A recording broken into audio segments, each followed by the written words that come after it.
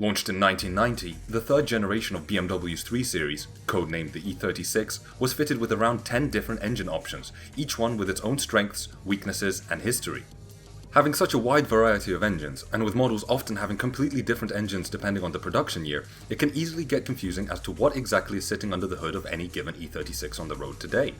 Well, with this video, I hope to cover the flaws, advantages, and reliability and tuning potential of each of these engines, as well as rank them relative to each other using my non-patented BJ score. No, that doesn't mean what you think it means. Well, how does the score work? Well, like in my last E46 engines video, the overall score of each engine is determined by 3 sub-scores, each out of 10, those being performance, reliability, and potential. So, performance is a general rating of the engine's stock driving factor. Although bigger and more powerful engines will on average receive a higher score here, smaller engines can still gain a good amount of points if they are actually fun to drive, rather than just being slow revving economy engines. Reliability covers the overall reliability of an engine, specifically how well the design of the engine has held up in the past 30 years. Engines with known problems will be marked lower, but are able to eke out a couple of points if their fixes are simple, well documented, or are not an immediate death sentence on the engine. As for potential, here I will rank an engine according to its ability to exceed its factory performance figures by way of modifications. Engines that can exceed stock power figures whilst using only stock internals will rank higher than engines that are already near maximum power output from factory, though I must also note that aftermarket support for modifications also plays into the reliability score. As a side note, if you're coming from the E46 engines video, I will be covering each engine a little bit more briefly compared to how I did it in the last video, as though covering each and every design flaw and its mode of failure is very interesting. The time it takes to do the editing for a 10 engine video would mean that this video would take about half a year to finish. I will still try to be as in depth as possible, and apologize in advance if I miss any details about these engines. Anyway, enough waffling, it's time to jump into the engines, starting with the 4 cylinders.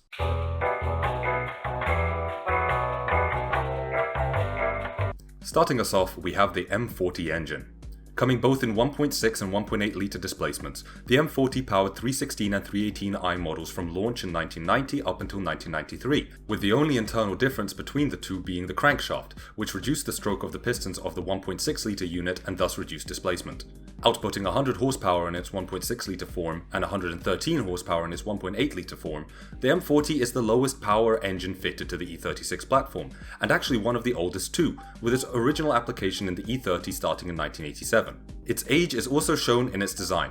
The M40 features a single overhead cam, 2 valve per cylinder valve train setup, though thankfully features Bosch Motronic fuel injection rather than a carburetor like its M10 predecessor. Though not really being an exciting engine in either design or driving feel, it does possess a unique feature for being a BMW engine, namely its usage of a belt rather than a chain to drive its single cam. This feature is actually a source of trouble when it comes to owning an M40 powered E36, as unlike a cam chain, the belt used is a wear item and must be changed every 40,000 kilometers. When I say must, I do mean must, as these engines are known to be very intolerant to dust and general engine muck getting onto the cam belt, as this causes premature degradation and failure of the belt. What happens when this belt fails? Well, unluckily for owners, the M40 is an interference engine, so if that belt fails whilst the engine is running, the valves will make contact with the pistons, leading to at best bent valves and at worst a completely ruined engine. The kicker? Unlike cam chains, which will become noisy once they approach replacement time, cam belts will not produce any noise until they fail, meaning that it is up to the owners to inspect the belt for wear in a timely manner, else face a large repair bill. The camshaft itself is also known to wear down very quickly due to poor oil circulation within the head, leading to the engine being unenthusiastic to rev past 5,000 RPM and producing a noise that some have coined as sounding like a skeleton wanking in a dustbin. The fix? Well, prepare to cough up for a replacement cam. This oil circulation issue can also cause the hydraulic valve tappets to start ticking, with the only real solution being replacement, made more expensive by the fact that it is heavily discouraged from buying used parts, as this issue is present in all M40 engines. Otherwise, the M40 is considered an overall okay engine when it comes to reliability, providing service intervals are kept to religiously and timing belts are replaced at the first signs of cracking. As for tuning potential, well, there isn't any really. The inherent flaws of the oil system discourage pushing anything more than stock power out of these engines, though a silver lining being that, in theory, the dual overhead cam head from the M40 sister engine, the M42, can be bolted straight onto the M40 block without any machining, though it does require the crank to be changed to allow for the replacement of the cam belt with a cam chain. Overall then, the M40 is not a great engine, but providing maintenance is done and owners are aware of the inherent problems, can be a halfway okay engine when used as a grocery getter.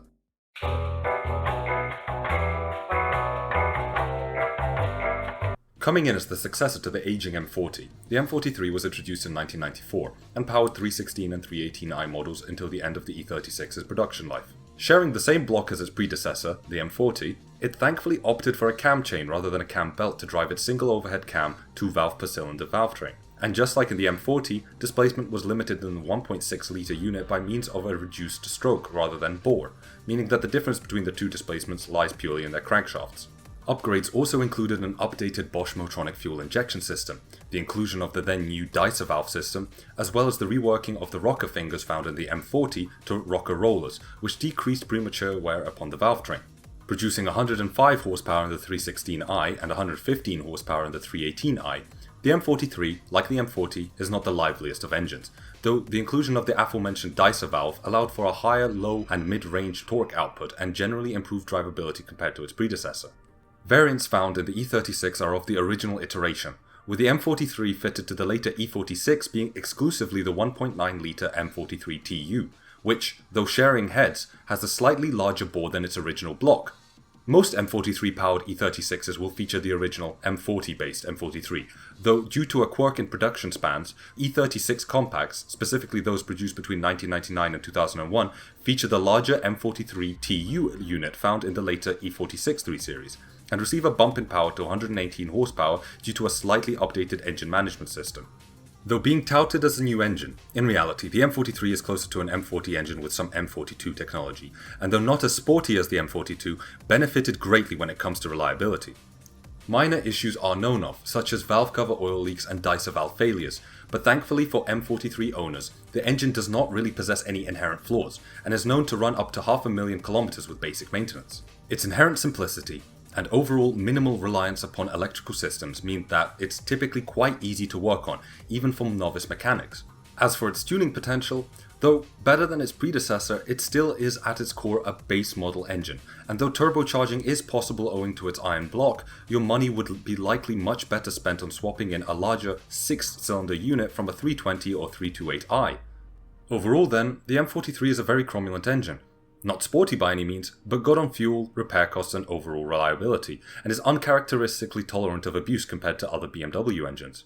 What it lacks in outright performance, it more than makes up for in dependability, and is definitely a good choice for E36 buyers on a smaller budget.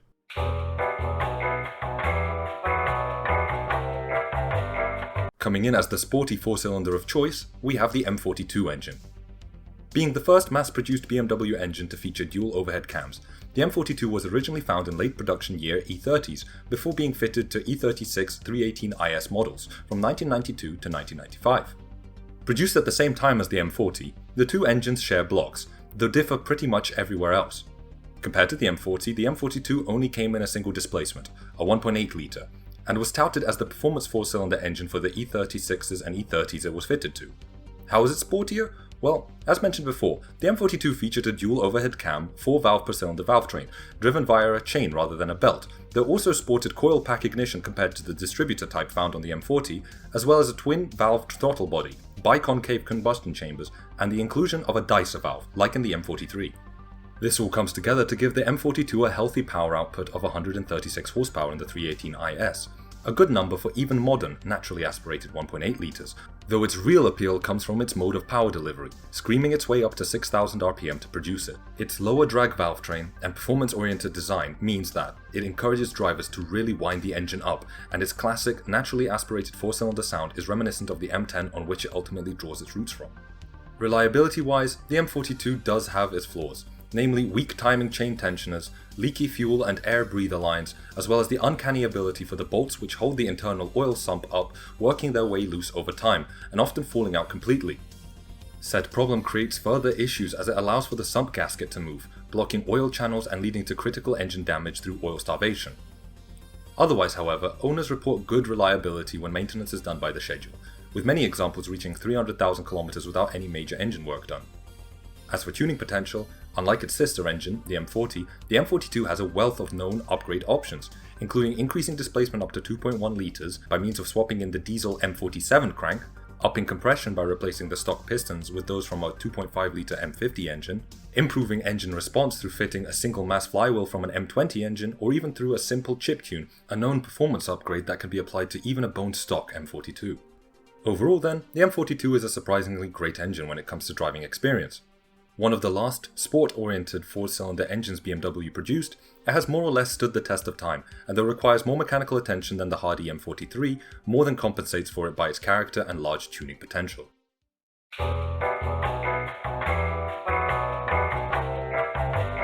The replacement for its already great predecessor, the M42, the M44, though touted as a new engine by BMW, was more of a refinement of the M42, and powered 318IS models from 1996 until the end of the E36's production life. Based on the same block as the M42, and by extension, the rest of the M40X family, the M44 was bored out to a displacement of 1.9 litres compared to the M42's 1.8 litres. Though this bump in displacement netted a 5 Nm of torque increase, power output remained identical at 138 horsepower, with the majority of changes focusing on improving fuel economy, emissions, and overall refinement. How was this done? Well, the M44 received a hot wire mass airflow sensor, upgraded Bosch Motronic 5.2 engine management system, replacement of the forged iron crankshaft with a cast iron one, and the inclusion of roller rocker arms in the valve train, with the last modification reducing both camshaft wear as well as operational noise through a 70% reduction in valve train friction. Blissfully, the M44 retains its original's driving feel, with owners praising its high revving character. BMW thought so too, as the same M44 fitted to the E36 318IS went on to also power the original BMW Z3. As for reliability, the M44 improved on the M42's already decent base, with faults only really lying in a slightly weak camchain tensioner as well as the hereditarily leaky valve cover gasket, both issues being fairly straightforward for DIY mechanics to deal with. There also does seem to be an issue with the two cooling connectors on the rear of the engine cracking and leaking coolant, though this is reported to be an intermittent issue and typical due to BMW's over-reliance on plastic cooling components during this era. As for tuning potential, the M44 shares some interoperability with the M42's power modifications, though overall has less bolt-on support due to the different bore and stroke length. Chip tunes and intake modifications are however a viable route when it comes to bumping power, though due to its short production life, the M44 lacks the same knowledge over time base that has been afforded to its elder, the M42. Overall then, the M44 is simply a more refined version of the M42, retaining its driving feel whilst also making it both quieter and more economical when used for day-to-day activities. Unfortunately, though being a great engine, it did not get to live out its life to the fullest, being axed after only 4 years due to more and more stringent emissions regulations that the M44, an engine that at its core is based on a 60s design, simply could not keep up with.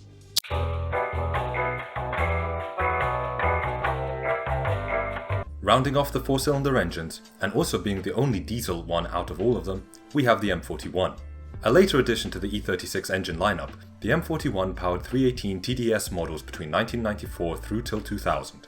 Unlike its nameplate suggests, the M41 is in fact a 1.7 litre unit and is derived from its larger brother, the M51, effectively being the M51 with 2 cylinders removed, as well as sharing 86 of its common parts with the latter. Producing 89 horsepower in the 318 TDS, the M41 is the lowest power engine available on the E36 platform and cruised its way to 100 km an hour in around 14 seconds, comparable in performance to the Soviet Lada 1500.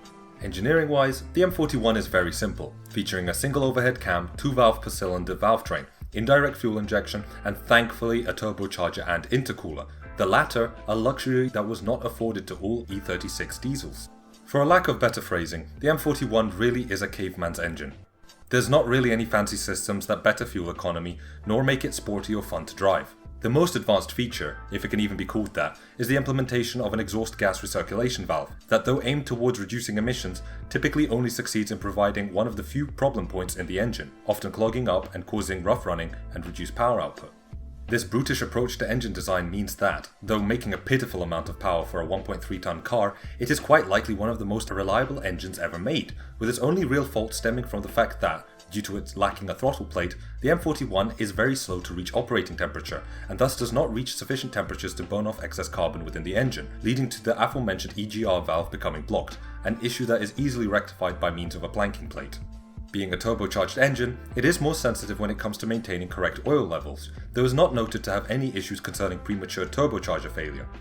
As for tuning potential, it is possible to chip tune these engines, and though this does reliably increase power, must be noted that at its core, the M41 is not a motorsports engine, and as such does not really benefit from additional performance-oriented modifications. Overall then, the M41 is a criminally underpowered lump that will likely outlive the car it was originally fitted to. Unrefined, slow, but practically unkillable, owners of this engine will rest happy knowing that, though they won't be the first to get to the car meet, they will arrive under their own steam, come hell or high water.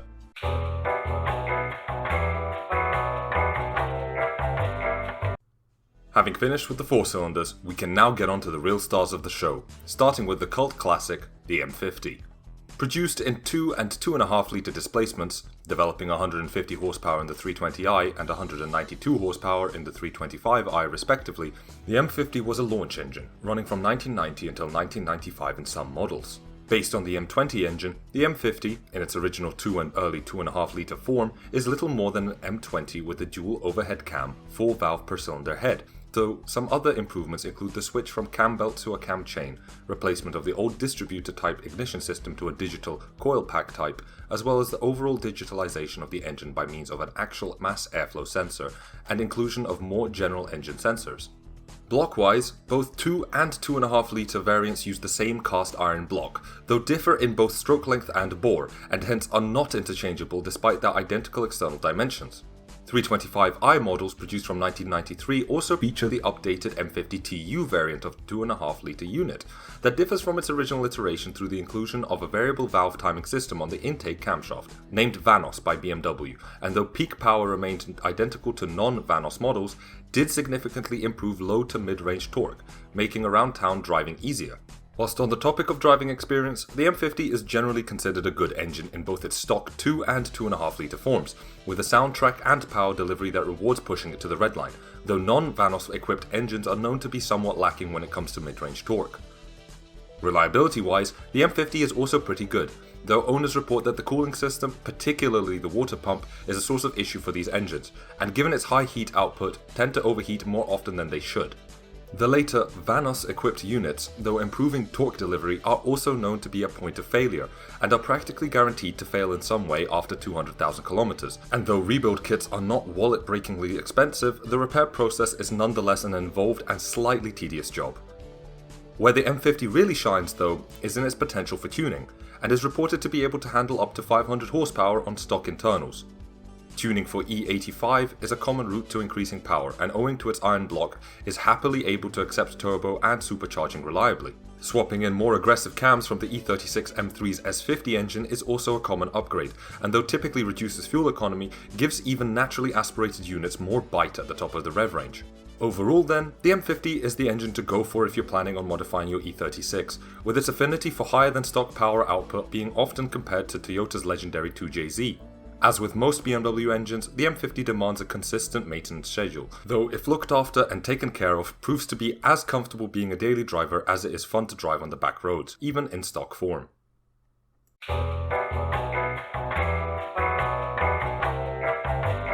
The direct successor of the M50, the M52 replaced the M50 for all 6-cylinder petrol applications from 1995.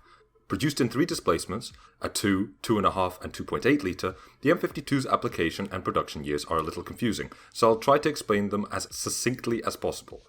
The 320i, previously powered by the 2 litre M50, was updated with the 2 litre M52 from 1993, and though featuring identical power output to its predecessor, produced peak power at 4,200 rpm rather than at 4,700.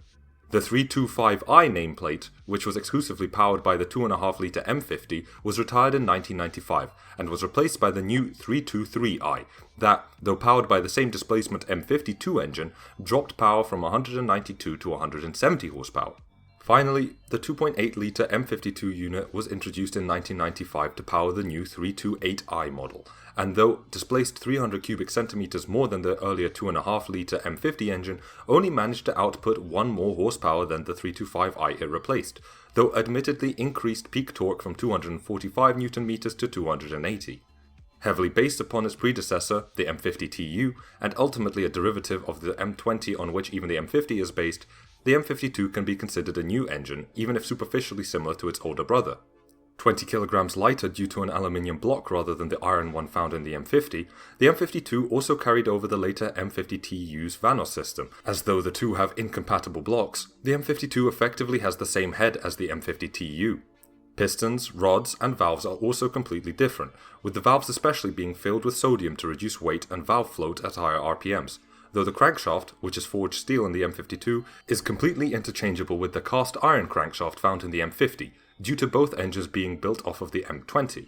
Driving-wise, the M52 retained the M50's peppy driving feel, though through refinement of the Vanos system, has a smooth power delivery throughout the rev range, and overall feels marginally more refined than its predecessor, both in respect to harshness as well as overall driving feel. As for reliability, however, the M52 falls short of the groundwork laid by its older brother.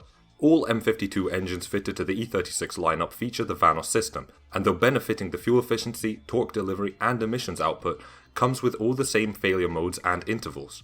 Another issue, avoided only by North American models, is the intolerance of the aluminium block when it comes to overheating. Unlike the iron blocks of North American-bound M52s and the M50s before them, the aluminium block in the M52 is known to warp far worse when subjected to temperatures outside of its operating range, with damage ranging from simple mating surface warp all the way to actually pulling the head bolts out of their bores, effectively junking the engine unless extensive and expensive repair work is done. As to why North American models received a different block compared to the rest of the world, you can find my more extensive explanation in the shorts section of my channel, but a quick summary is due to the more corrosive nature of pump petrol in North American markets degrading the cylinder liners. This means that owners of the aluminium block units are dissuaded from modifying their engines by means of forced induction, as the additional heat and pressure this results in can be too much for the softer aluminium to handle compared to their iron block counterparts. Still, the route of camshaft swapping with the M52's performance variant, the S52, is a viable and consistent method of eking out a few additional ponies from the M52, regardless of displacement. Though, as previously mentioned, modifications should focus on allowing the engine to breathe better rather than introducing more heat inside the combustion chamber. Overall then, the M52 lives up in performance to the M50 it replaced, and though being an arguably better engine in stock form, is unfortunately better enjoyed as such. Retaining a similar reliability, though at the expense of its outright tuning potential, owners of the M52 should expect to see at least 300,000 kilometers out of their units, though proper maintenance as well as careful monitoring of both engine temperatures and cooling system conditions are a must.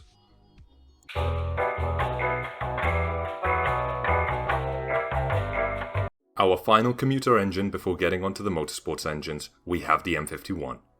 Despite only ever being offered in a single 2.5 litre displacement, the M51 actually came in a choice of 4 flavours, with intercooled variants fitted to the 325 TDS being the M51OL and M51TUOL, and non-intercooled variants fitted to the 325 TD being the M51UL and M51TUUL. Power outputs lie at 115 horsepower for both variants in the 325 TD and 143 horsepower for both variants in the 325 TDS, with differences lying primarily in peak torque, with the 325 TD gaining 8 Nm of torque compared to the 325 TDS, which gained 20 Nm. Based on the M21, itself a diesel derivative of the same M20 that the M50 and M52 are based on, the M51 built upon the groundwork laid by its predecessor, featuring a single overhead cam, 2 valve per cylinder valve train, and retaining the former engine swirl chambers for improving fuel-air mixture. Unlike its base, the M21, the M51 was a dedicated diesel engine, wholly removed from the M20 that the former was largely similar to. This meant that during its conception, the designers at BMW were largely free to use dedicated components, rather than those that could be interchangeable with a petrol equivalent, and resulted in the M51 receiving a whole host of upgrades compared to its predecessor, namely tappets within the valve train with hydraulic valve lash adjustment, replacement of a cam belt with a cam chain to drive the camshaft, upgraded Bosch DDE 2.1 management system, inclusion of an EGR valve, and a bump in displacement from 2.4 to 2.5 litres, as well as turbocharging on all variants, unlike the M21, which was offered with and without a turbocharger. Differences between M51 and M51TU units lie solely in the upgrade from Bosch DDE 2.1 to 2.2, and though peak power stayed the same, peak torque as well as engine response was improved significantly. As for driving feel, both TD and TDS units are by no means motorsports engines, though both are praised by owners for their grunty torque delivery and linear, if small, power band. Best used for long motorway distances, the M51 is an enticing engine for those who need to cover long distances with decent fuel economy and mid-range pickup for high-speed overtakes. Unfortunately though, the M51's reliability is less than stellar, sharing the same EGR issues as its derivative, the M41, with slow warm-up times often resulting in excess carbon accumulation and reduced performance. The M51 is also noted to have an affinity to overheating, with non-intercooled 325TD models especially suffering from this issue due to a lack of intercooler to reduce incoming boost air temperature, further raising combustion chamber heat and subsequent overheating risk. Another unfortunate issue arises when it comes to the diesel high pressure pump, which though typically reliable is borderline impossible to repair in the event of failure due to a lack of available rebuild kits, meaning that often replacements will have to be sourced from donor or scrapped cars. However, just like the previously covered M52, the M51 proves to be reliable when correctly maintained, and again, providing the temperature gauge does not spend a lot of time in the red, will be able to reach 300,000 km plus without any major expenses. As for tuning, the M51 is blessed with Bosch's digital DDE engine management system, and being a turbo diesel, takes chip tuning extremely well, with stock units often benefiting 20 to 30 horsepower off of a simple reflash. 325TD owners will also be pleased to know that both intercooled and non-intercooled units are effectively the same engine, and as such are able to reach TDS performance and reliability through a simple intercooler retrofit. Overall then, the M51, though not being a true sport diesel like its successor, the M57, is very much able to hold its own against other engines fitted to the E36, with its raw torque output being highly desirable for those who appreciate a more laid-back driving style, but with sufficient grunt to get out of its own way when needed.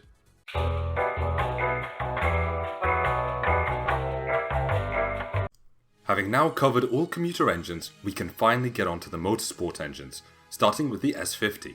Though being on paper a different engine to its base, the M50, the S50 is close enough design-wise to be able to be thought of as a branch off of the M50, at its core sharing the same iron block, though being bored out to 3 litres for M3 models between 1992 and 1995, and 3.2 litres for M3 models from 1995 to 1999. The S50 and its brother the S52 have quite a backstory when it comes to their application in the E36 M3, and though I won't really go into the history behind those reasons as that has already been covered by channels both bigger and better than mine, I will summarise the results of these choices made by BMW, those being as follows.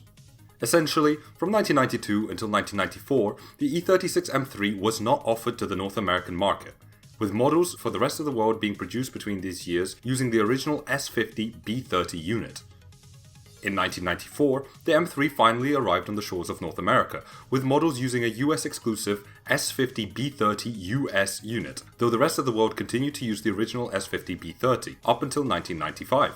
From 1995, M3 models in the North American markets and those offered to the rest of the world gained an even bigger difference, as for that year, North American M3s would start using the North American exclusive S52 engine, whereas the rest of the world would be treated to the larger version of the S50, the S50 B32. This may come across as confusing, and that's because it is, but all you really need to know is that for M3 models outside of North America, those produced before 1995 used the 3-litre S50, and those after 1995 used the 3.2-litre S50, whereas for North American M3 models produced between 94 and 95, they were fitted with the US-specific variant of the 3-litre S50. Still confused? Well, good, because there's more to come.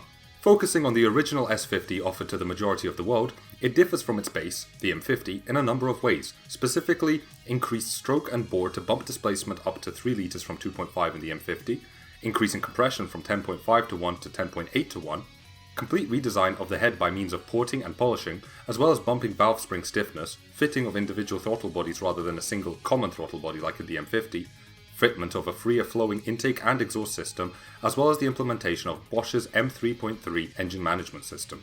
The single Vanos found in later M50 models was also carried over to the S50, though its operation was tweaked to better suit the M3's sportier character. This original 3-litre variant produced a very healthy 286 horsepower, but was improved even further in 1995, when it saw an update in the 3.2-litre variant. This updated version, as previously mentioned, saw the increase in displacement up to 3.2 litres, though also included many more improvements upon the previous design, specifically the introduction of Vanos on now both camshafts, lightweight pistons and graphite-coated conrods, larger valves, rework of both intake and exhaust systems, as well as an updated Siemens MSS50 engine management system. This all came together to boost power up to 321 horsepower, a figure only 20 horsepower less than the next generation E46 M3. As for the US-specific 3-litre S50 variant, though technically part of the S50 family, it is actually closer to the M50 than its non-North American siblings, being essentially just the M50 with a larger stroke and bore, though with differing crankshaft, camshafts, pistons and conrods. Still, the S50 US is no slouch, Producing 243 horsepower and redlining at 7,000 RPM, it can still be considered a motorsport engine, even if barely. As you can imagine, all variants of the S50 are known to be joys to drive, being the highest power, mass-produced engines fitted to the E36 chassis. Their motorsports pedigree can be felt in their high-revving nature and crisp engine note.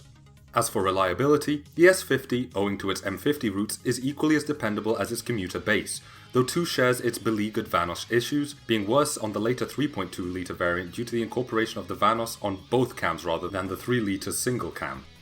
Funnily enough, it is also noted that, in the event that the engine loses compression, most commonly it will be on either cylinder 5 or 6. The reason for this? Probably something to do with the 2 cylinders being furthest down the cooling system, though an actual reason remains elusive. The standard issue oil leaks are also common on the S50, especially around the valve cover, though normally do not pose any serious problems. Tuning-wise, the S50, unlike many of the non-motorsport engines, does not have much additional power left to gain from it in stock form.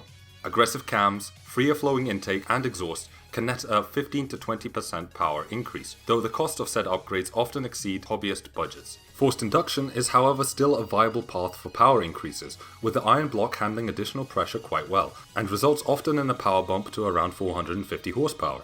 Overall then, the S50 in all 3 of its varieties is a great engine, in both reliability as well as performance. High revving, decently powerful, and most importantly incredibly fun, the S50 is a worthwhile swap for any Project E36s out there.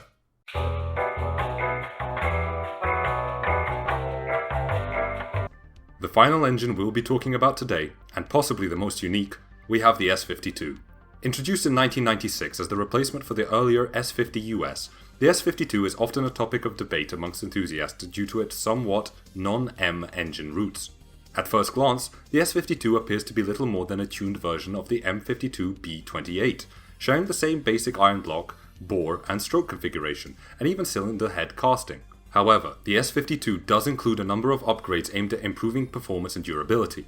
Displacement was increased ever so slightly to 3.2 litres thanks to a longer stroke crankshaft, and power was bumped up to 240 horsepower with 325 Nm of torque. Decent figures, though notably shy of the 321 horsepower made by the Eurospec S50B32 found in European E36 M3s. Internally, the S52 received stronger connecting rods, upgraded valve springs, and a different camshaft profile compared to the standard M52, allowing for a slightly higher redline and improving high RPM breathing. The intake system retained the restrictive US market manifold from the M52, which, while good for mid-range torque, does limit top-end power, something that can be remedied by swapping in the larger, freer-flowing intake manifold from the earlier M50B25. The engine also uses hydraulic lifters, eliminating the need for regular valve clearance adjustments, but making the valve train less responsive to aggressive cam profiles for those interested in high-rev tuning. On the reliability front, the S52 is a surprisingly stout unit. The use of an iron block over the aluminium one found in Euro M3s makes it more robust, and known issues are few and far between. The most commonly reported problems are Vanos rattle due to worn seals and timing chain tensioner fatigue, both relatively straightforward jobs to address. Cooling system upkeep remains a must, as with all 90s BMWs, and the plastic water pump impellers and expansion tanks are known to be weak points. Fortunately, solutions are well documented, and aftermarket upgrades are widely available. In terms of tuning potential, the S52 offers a solid base. Simple bolt-ons like an M50 manifold, exhaust headers, and a proper tune can push output closer to 270 horsepower. Beyond that, forced induction is a well-trodden path, with many turbocharged or supercharged S52 builds exceeding 400 horsepower on stock internals. That being said, the engine's mid-range torque bias design and hydraulic lifters make it a better platform for street-oriented builds rather than high-revving track monsters. Overall then, while the S52 may not carry the same motorsport pedigree as its European cousins, it remains a strong, reliable performer with solid upgrade potential. Its character lies more in its torque-rich delivery and its usability rather than high-strung drama, making it a very capable and easy-to-live-with performance engine for the E36 chassis, especially for those on the North American side of the pond. And with that, we've reached the results. As you can see, first place is tied between the M50, S50 and S52 engines, followed up by the M52 and finally the M51. Please do note that these scores are largely made up of my own opinions and may not align with your views. In my personal opinion, the engine lineup for the E36 chassis is better than that of the E46, at least when it comes to overall reliability. Though these engines are certainly older, they do seem to have been designed with longevity and durability in mind, with the 4 cylinders especially fitted to the E36 blowing the later N40 and N42 engines out of the water in almost all fields. If you've enjoyed watching this video, please do let me know in the comment section down below. If you haven't, let me know as well. Every video I make helps me become better as both a scriptwriter and an editor, so your feedback, even if negative, really helps me to improve. If you have any suggestions on future videos, also feel free to let me know down in the comment section, or alternatively on Instagram. Anyway, I really hope you guys found this video both informative and interesting. I'm still streamlining my video making process, and although it is much quicker than it was, it is still quite slow, hence the long upload times between my videos. But I really think I'm finding my groove now, so hopefully the next video will be coming out much sooner than the time difference between my last video and this one. Anyway, that's enough from me. This is your host, Baba Jan, signing off, and I hope to see you guys in the next video.